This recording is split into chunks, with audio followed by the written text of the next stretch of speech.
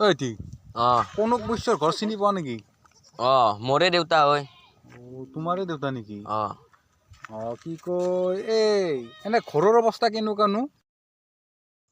পিছতো কি ধুনীয়া আপি এটা বহি আছে, লেবেলি দিব লাগব ৰ ইয়াৰ আগত। ঐ ঠিক এই ঘৰৰ অৱস্থাটো কেনেকুৱা? ঘৰৰ অৱস্থা অ 3খান গাড়ী, 2খান চাত ঢালছে আৰু এখন ঢালিম। ঘৰৰ অৱস্থাটো ভাল? বঢ়িয়া। পিছে হয় কিয় নেকি? সুধলাক?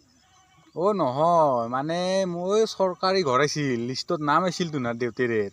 তাকে সুধবা আহিছিলোঁ। এই ঘৰৰ অৱস্থা ভাল ন? এতিয়া নামটো কাটি দিম দা, টেনচন কৰিব নালাগে।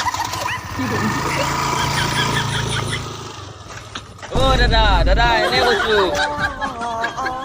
চালা এনাই কৈছো এটা চৰকাৰী ঘৰ আছিল, আপি লগত লেবেল দেউতাই গম